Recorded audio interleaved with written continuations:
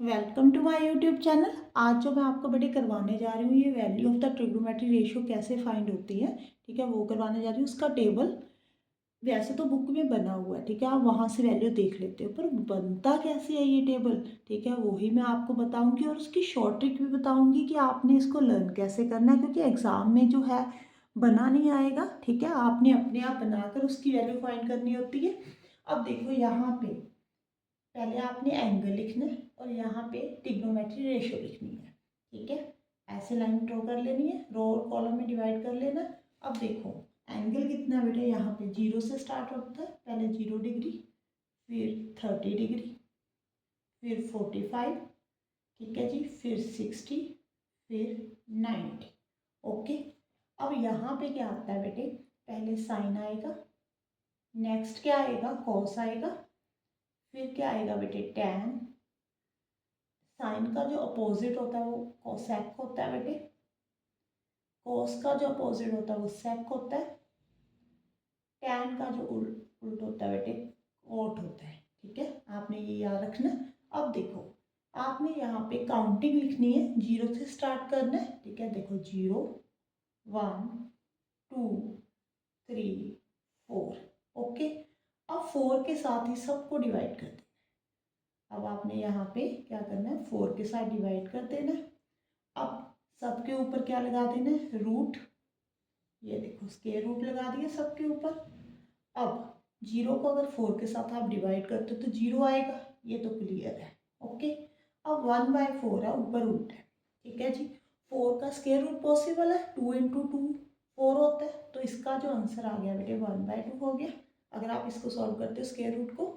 अब देखो यहाँ पे 2/4 है, इसकी कटिंग कर दो पहले, यहाँ पे 1/2 आ गया।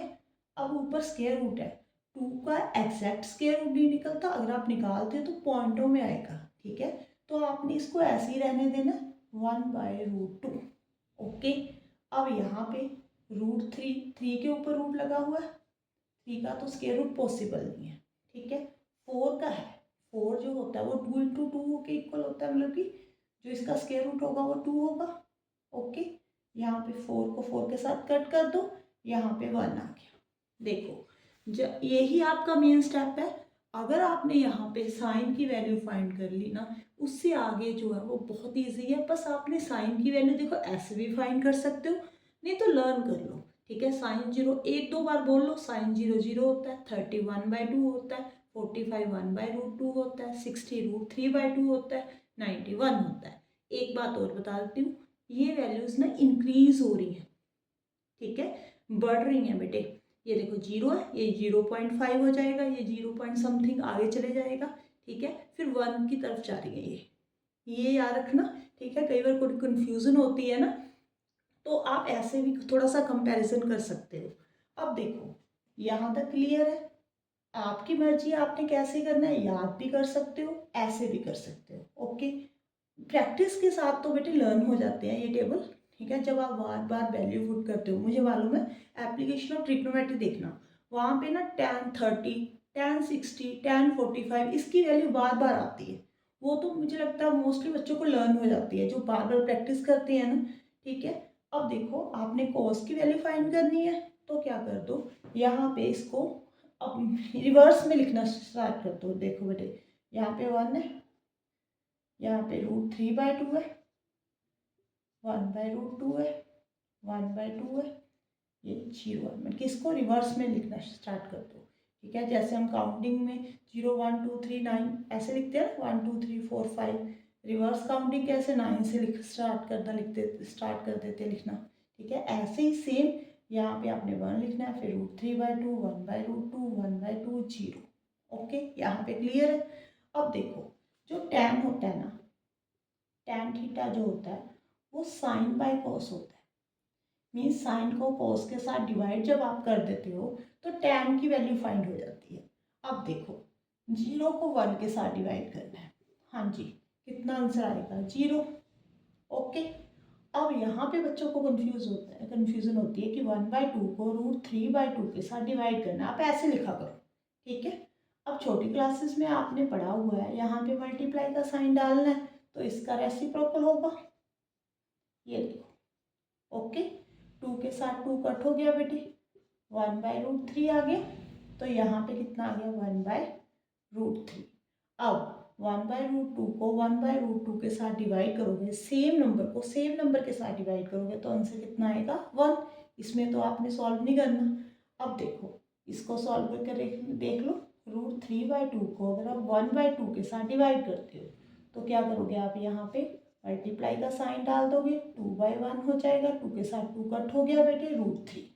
ये तो बच्चों को मुझे मालूम है लर्न हो जाती हैं वैल्यूज़। ओके, 1 को 0 के साथ डिवाइड करना है। बच्चे यहाँ पे 0 लिख देंगे, नो 0 नहीं लिखना, ठीक है। कई बार ऐसे भी क्वेश्चन आ सकता है कि tan की वैल्यू कहाँ पे नॉट डिफाइन होती है, ठीक है। 0 कुछ हो रहा है बेटे, नॉट डिफाइन कुछ हो रहा है। देखो 1 को अगर आप 0 के साथ डिवाइड करते हो, किसी भी नंबर को 0 के साथ डिवाइड करते हो ना, तो नॉट डिफाइन होगा।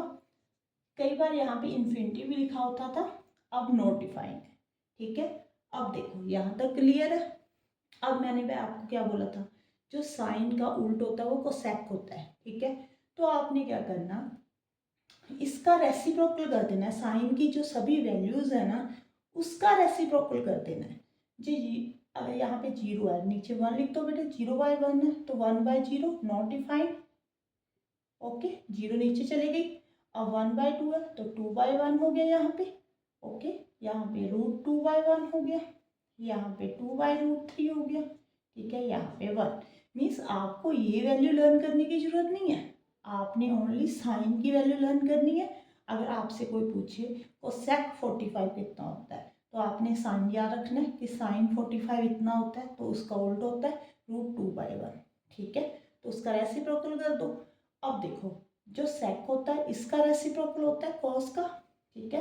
यहाँ पे 1 है, 1 के नीचे 1 डाल दो, 1 ही आ जाएगा। यहाँ पे कितना आ जाएगा, 2/√3। ओके, यहाँ पे √2/1 आ गया बेटे। अब देखो नेक्स्ट क्या होगा, 1/2 है तो यहाँ पे क्या आ जाएगा, 2/1। अब नीचे 1 डालोगे तो क्या होगा, 1/0 हो जाएगा। तो आपने 0 नहीं लिखना, यहाँ पे नॉट डिफाइन आएगा। Okay, clear. अब देखो tan, अगर आपने कोट की वैल्यू फाइंड करनी है तो tan की जो वैल्यूज है ना उनका रेसिप्रोकल कर दो, ठीक है। यहाँ पे 0 है, 0/1 लिखो, 1/0 नॉट डिफाइन। ओके, 1/√3 तो √3/1। ओके, 1 का 1 ही रहेगा, नीचे 1 डालोगे, इसके नीचे 1 डाल लो, 1/√3। ओके, यहाँ पे नॉट डिफाइन था बल्कि ऐसी सिचुएशन थी, तो इसका आंसर क्या आ जाएगा, 0।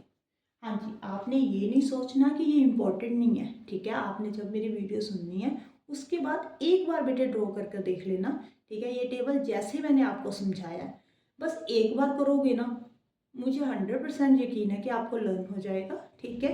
आपको कोई प्रॉब्लम नहीं आएगी।